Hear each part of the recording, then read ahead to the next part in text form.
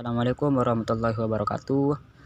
Kami dari kelompok 6 akan mencoba untuk mempresentasikan tentang pasar oligopoli.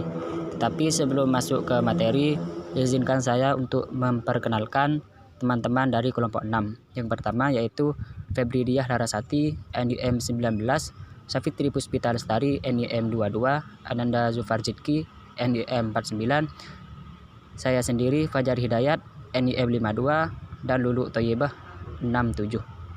Nah, untuk penyampaian materi awal, saya akan pasrahkan kepada teman saya.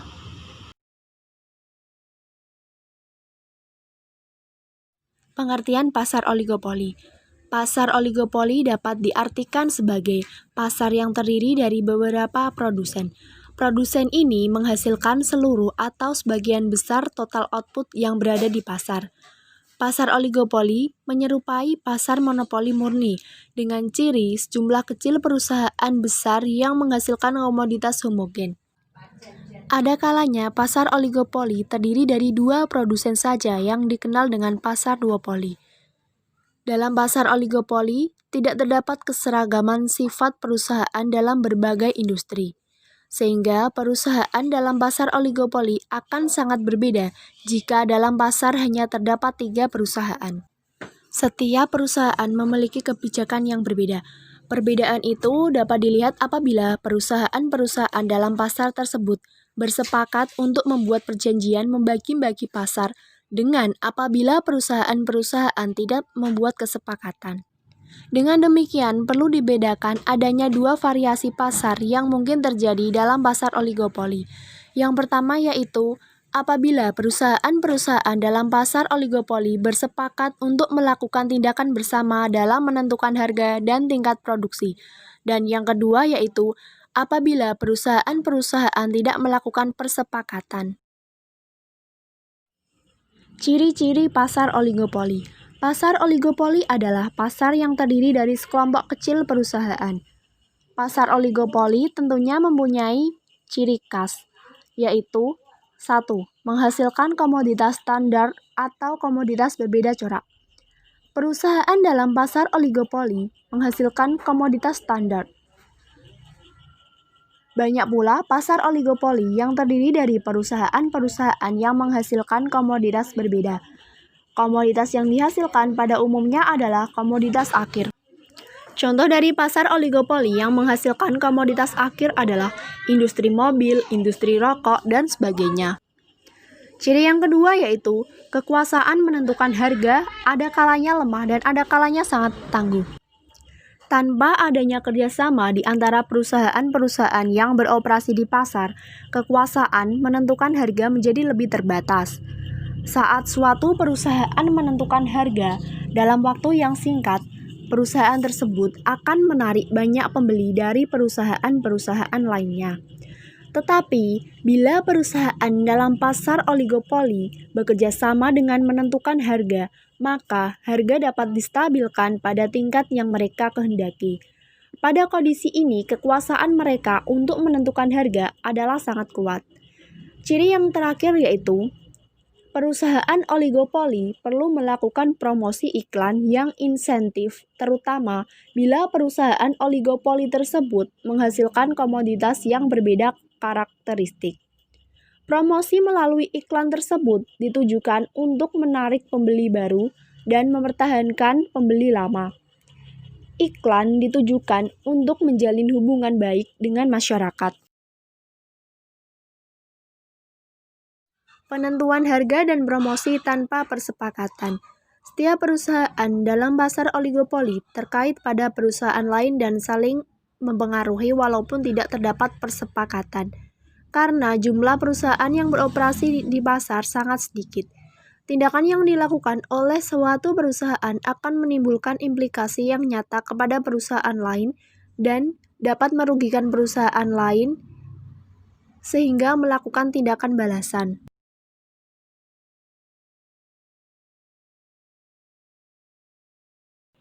Nah, materi berikutnya yaitu hubungan antara perusahaan-perusahaan. Di pasar oligopoli ini, pengusaha harus membuat perhitungan yang cermat terhadap reaksi dari perusahaan lain bila mereka akan berniat menurunkan atau menaikkan harga komoditasnya. Jika suatu perusahaan itu menurunkan harga, nah itu upaya yang dilakukannya akan menyebabkan pelanggan dari perusahaan-perusahaan lain berpindah membeli komoditas yang dihasilkan oleh perusahaan yang menurunkan harga tersebut. Nah, keadaan ini akan mendorong perusahaan lain juga menurunkan harganya. Hal itu dilakukan untuk menjaga agar pelanggan mereka tidak berpindah atau kabur membeli komoditas dari perusahaan yang mulai melakukan penurunan harga. Nah, jadi di sini dapat disimpulkan bahwa dalam pasar oligopoli ini, penurunan harga dari suatu perusahaan akan cenderung menyebabkan perusahaan lain akan melakukan penurunan harga juga, agar tidak kehilangan pelanggannya. Nah, sebaliknya, bila suatu perusahaan menaikkan harga, produksi perusahaan lain menjadi relatif lebih murah.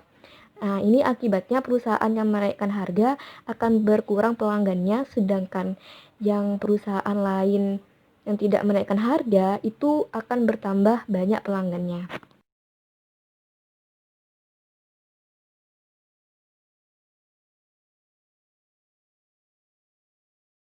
Nah, poin berikutnya yaitu model Carnot. Nah, di mana model Carnot ini dapat juga disebut sebagai duopoli. Nah, di sini model Carnot ini asumsi utamanya yaitu jika sebuah perusahaan telah menentukan tingkat produksinya, maka perusahaan tersebut tidak akan mengubahnya. Nah, dari dasar asumsi inilah perusahaan pesaing atau perusahaan lainnya akan menentukan tingkat produksinya. Nah, dalam pasar duopoli ini hanya terdapat dua perusahaan yang menjual produk yang homogen. Dengan demikian juga, hanya terdapat satu harga pasar, di mana harga pasar ini ditentukan oleh keseimbangan antara jumlah total output yang dihasilkan oleh dua perusahaan dengan permintaan pasar. Nah, di sini keseimbangan dalam model Carnot ini ditunjukkan pada gambar 10.1. Nah, di dalam gambar itu, dalam hal ini diasumsikan MC konstan dan sama dengan AC. Nah, di sini dapat kita gambarkan ke kasus perusahaan Honda dan Yamaha. Tingkat produksi motor yang memaksimumkan keuntungan bagi Honda akan tergantung pada berapa produksi motor Yamaha, dan begitu juga sebaliknya. Nah, pada tahap awal ini dapat diasumsikan bahwa Honda itu tidak berproduksi sama sekali. Nah, pada model Carnot ini mengasumsikan bahwa Yamaha menganggap Honda akan terus tidak berproduksi berapapun jumlah motor yang diproduksi oleh Yamaha. Nah, jika hal ini terjadi, berarti Yamaha itu bertindak sebagai pengusaha monopoli di pasar motor. Nah, jumlah produksi yang memaksimumkan keuntungan Yamaha itu sebesar Qm50, yaitu kondisi di mana MR sama dengan MC. Nah, di sini tingkat produksi Yamaha ini setengah dari produksi maksimum. Seandainya industri motor ini berada di pasar bersaing sempurna sebesar 100. Nah, selanjutnya jika diasumsikan bahwa Honda itu memproduksi sebanyak 20 unit, berarti kondisi ini maka permintaan yang dihadapi oleh Yamaha itu sebesar permintaan pasar dikurangi 20 unit. Nah, secara grafik ini berarti kurva permintaan Yamaha itu dimulai dari titik 20. Nah, dengan demikian kurva MR Yamaha juga dimulai dari titik A. Nah, untuk memaksimumkan keuntungan Yamaha ini akan menyamakan MR dengan MC hingga tingkat produksi optimalnya adalah 40. Nah, di sini jumlah produksi total di pasar menjadi 60 unit. Total dari 20 unit dari Honda plus 40 unit dari Yamaha.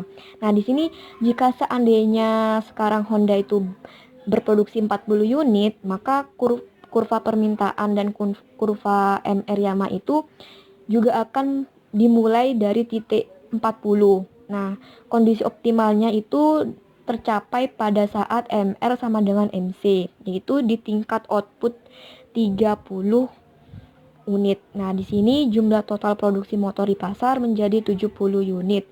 Total 40 unit dari Honda dan plus 30 unit dari Yamaha. Nah, Berarti dengan cara yang sama juga akan diperoleh tingkat produksi Yamaha sebesar 20 unit jika Honda memproduksi sebanyak 60 unit dan 10 unit Yamaha jika Honda memproduksi 80 unit. Nah, di sini dapat dilihat bahwa tingkat produksi Yamaha itu selalu setengah dari sisa permintaan pasar setelah dikurangi produksi Yamaha. Nah, di sini bagaimana sih dengan Hondanya itu? Dengan Honda, nah di sini karena diasumsikan bahwa Honda mempunyai biaya yang sama dan sesuai dengan asumsi pada model Carnot, nah maka jumlah produksi motor yang dihasilkan oleh Honda itu tergantung pada berapa tingkat produksi motor Yamaha.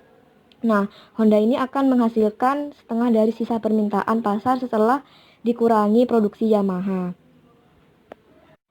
Jika digambarkan reaksi Yamaha terhadap tingkat produksi Honda, nah dapat didapatkan kurva yang menunjukkan berbagai tingkat produksi yang memaksimumkan keuntungan bagi Yamaha. Nah, itu yang disebut kurva reaksi. Nah, untuk Honda didapatkan juga kurva reaksinya yang dimana menunjukkan berbagai kemungkinan tingkat produksi yang memaksimumkan keuntungan bagi Honda sebagai reaksi terhadap tingkat produksi Yamaha.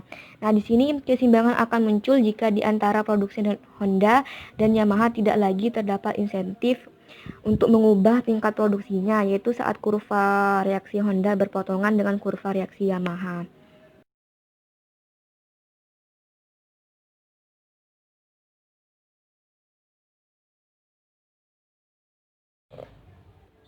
Model Stackelberg. Nah, di sini dalam model Stackelberg ini diasumsikan bahwa di pasar terdapat dua perusahaan, yang dimana satu perusahaan bertindak sebagai pemimpin dan satu perusahaan berlaku sebagai pengikut.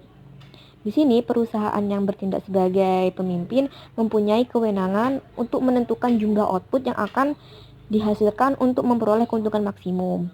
Atas dasar jumlah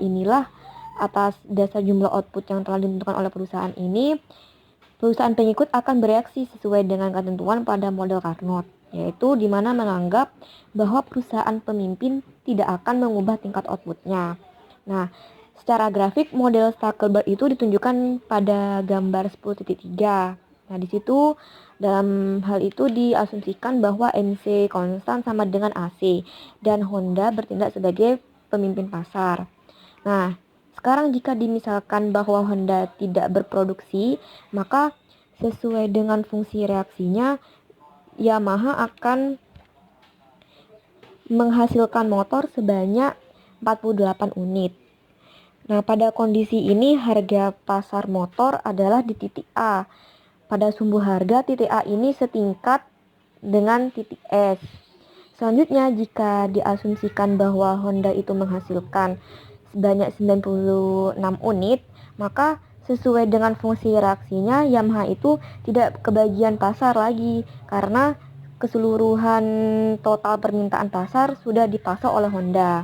Nah, pada kondisi inilah harga pasar adalah C. Nah, kurva SC ini disebut sebagai kurva permintaan sisa dari Honda yang dalam hal ini itu menunjukkan jumlah motor yang dapat dijual oleh Honda pada berbagai tingkat harga. Model perusahaan dominan. Model ini merupakan model pengembangan dari model Stackelberg.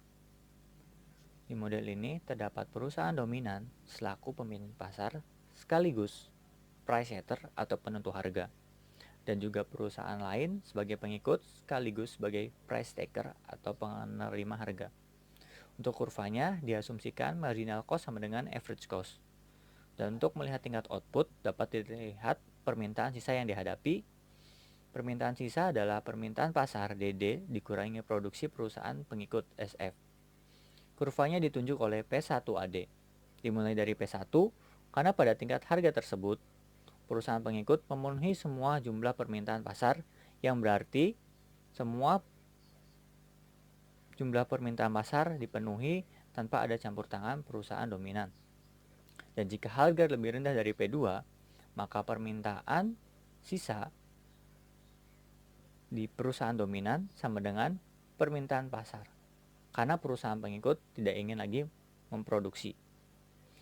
Untuk laba maksimum bisa dilihat dari marginal revenue MRD sama dengan marginal cost MCD dengan output optimal QD dan tingkat harga P. Sebagai perusahaan pengikut akan menerima harga dan menyamakan dengan marginal cost-nya, yaitu SF, maka output perusahaan pengikut sama dengan QF. Dengan total output di pasar, QD plus QF sama dengan QT.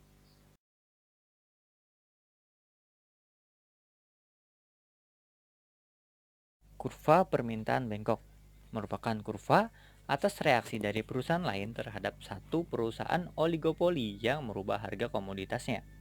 Dapat dilihat, kurva D1D1 menggambarkan permintaan perusahaan oligopoli bila perusahaan lain tidak ikut merubah harga. Kurva D2D2 menggambarkan permintaan perusahaan oligopoli bila perusahaan lain ikut merubah harga. Seterusnya dimisalkan, harga awalnya yaitu P0 dengan jumlah permintaan Q0 berada di titik E.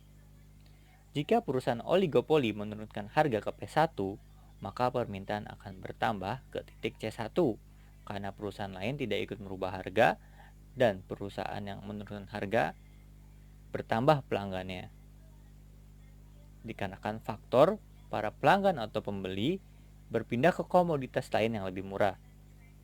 Tapi jika perusahaan lain ikut menurunkan harga, maka permintaan hanya berada di titik C. Akan tetapi, jika harga dinaikkan ke titik P3 dan perusahaan lain tidak ikut mengikuti kenaikan harga, maka perusahaan yang menaikkan harga akan kehilangan pelanggan. Pada harga P3, jumlah komoditas yang dijual ditunjuk oleh titik A1. Tapi jika perusahaan lain ikut mengikuti kenaikan harga, maka pelanggan akan tetap dan komoditas yang dijual ditunjuk oleh titik A. Dengan demikian, apabila suatu perusahaan oligopoli merubah harga jualnya, reaksi perusahaan lain adalah mereka bisa ikut menurunkan harga apabila perusahaan lain ikut menurunkan harga agar mereka tidak kehilangan pelanggan, atau mereka ikut menaikkan harga apabila perusahaan lain ikut menaikkan harga. Karena apabila harga tidak berubah, mereka akan dapat tambahan pelanggan. Oleh karena itu, permintaan yang dihadapi oleh suatu perusahaan oligopoli adalah suatu kurva bengkok, sebagaimana ditunjukkan oleh kurva D1ED2. Kurva D1ED2 adalah bentuk kurva permintaan yang dihadapi oleh perusahaan oligopoli. Dengan kurva MR1 adalah kurva marginal revenue jika kurva permintaannya adalah D1D1, dengan kurva MR2 apabila kurva marginal revenue-nya dan jika kurva permintaannya adalah D2D2. Dengan demikian, kurva permintaan yang dihadapi perusahaan adalah kurva bengkok D1ED2. Maka kurva marginal revenue-nya adalah kurva MR1 dan kurva MR2. Baik, untuk materi selanjutnya yaitu tentang pemaksimuman keuntungan perusahaan. Nah, di sini terdapat dua cara untuk dapat memaksimalkan keuntungan yang diperoleh oleh suatu perusahaan. Yang pertama, dengan hasil penjualan total. Yang perlu dilakukan adalah membandingkan hasil penjualan total dan biaya total pada setiap tingkat produksi, dan juga menentukan tingkat produksi di mana hasil penjualan total melebihi biaya total pada jumlah yang paling maksimum. Adapun keuntungan yang diperoleh oleh suatu perusahaan dihitung dengan keuntungan sama dengan hasil penjualan total dikurangi biaya produksi total. Cara yang kedua yaitu hasil penjualan marginal. Biaya marginal dan biaya keuntungan dihitung berdasarkan tambahan untung sama dengan tambahan penjualan total dikurangi tambahan biaya. Tingkat produksi MC sama dengan MR. Selanjutnya yaitu tentang hambatan dalam memasuki pasar oligopoli. Jumlah perusahaan yang terbatas di dalam pasar merupakan suatu bukti nyata bahwa perusahaan-perusahaan baru adalah sangat sukar untuk masuk ke pasar oligopoli. Adapun faktor-faktor yang menyebabkan susahnya suatu perusahaan untuk memasuki pasar oligopoli adalah yang pertama, skala ekonomi, yang kedua, perbedaan biaya produksi, di mana setiap perusahaan pasti memiliki nilai produksi atau biaya produksi yang berbeda. Yang ketiga yaitu sifat produksi yang mempunyai keistimewaan yang sukar diimbangi oleh perusahaan baru. Artinya setiap perusahaan pasti memiliki ciri khas yang berbeda antara satu perusahaan dengan perusahaan yang lain. Penjelasan yang selanjutnya yaitu tentang oligopoli dan kartel. Kartel merupakan sekelompok produsen pasar independen yang bekerja sama satu sama lain untuk meningkatkan keuntungan dan mendominasi pasar. Nah, kartel biasanya merupakan asosiasi dalam bidang bisnis yang sama dan merupakan aliansi para pesaing. Sebagian besar negara menganggap kartel sebagai perilaku anti persaingan karena perilaku kartel mencakup penetapan harga hingga penurunan output. Kartel biasanya timbul dalam kondisi oligopoli di mana terdapat sedikit penjual dengan jenis produk yang homogen. Nah, dengan adanya kartel, mereka dapat mengatur harga produk dengan cara membatasi ketersediaan barang di pasar atau membagi wilayah perusahaan. Artinya, ketersediaan barang di pasar dapat diatur dengan adanya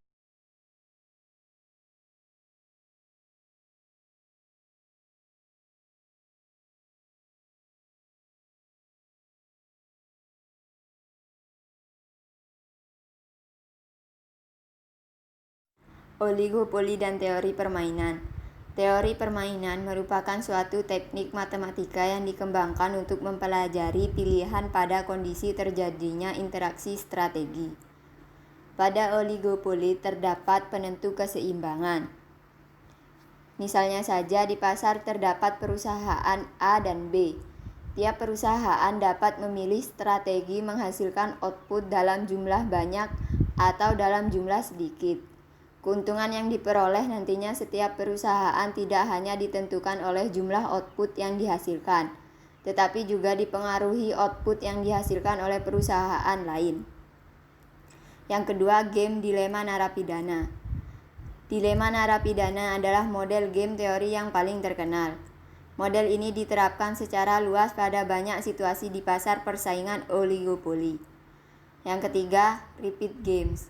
Perusahaan oligopoli seringkali mendapati bahwa posisi mereka seperti pada kasus dilema narapidana. Jika mereka mencoba untuk bersekongkol dalam rangka meningkatkan keuntungan, karena jika game prisoner dilema memiliki dominan strategi equilibrium, maka jika semua perusahaan berlaku curang, akan tampak bahwa persekongkolan yang berhasil tidak akan pernah ada, kecuali jika diperkenankan adanya kontrak mengikat yang dapat dipaksakan oleh kekuasaan dari luar. Dalam repeat games, rentang strategi yang mungkin bagi perusahaan akan meningkat tanpa batas. Yang keempat, ketidaksimetrian informasi. Bagi perusahaan, asumsi berarti mereka mengetahui teknologi, biaya input, harga yang hendak dibayar konsumen untuk produk yang berbeda, dan lain-lain.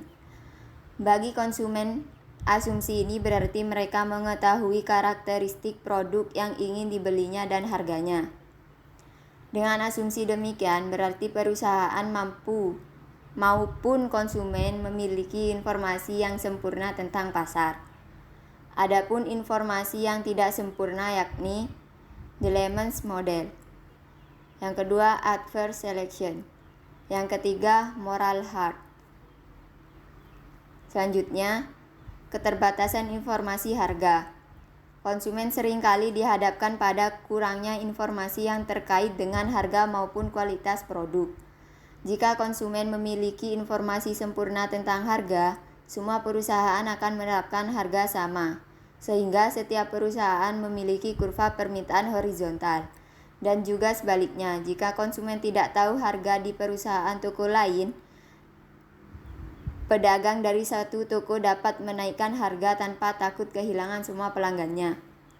Kekurangan informasi konsumen terhadap harga yang ditetapkan oleh pesaing menjadikan tiap pedagang memiliki kurva demand yang berkemiringan negatif. Yang selanjutnya, iklan.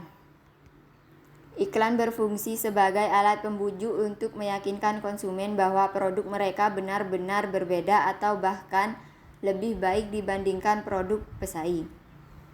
Jika mereka berhasil dengan upaya tersebut, maka permintaan produk meningkat, membuat demand produk lebih inelastis, meningkatkan market power dari perusahaan, dapat berperan sebagai barrier to entry, dan yang terakhir, menggiring konsumen agar memilih produk yang semula tidak mereka butuhkan.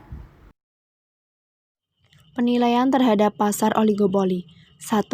Efisiensi penggunaan sumber-sumber daya.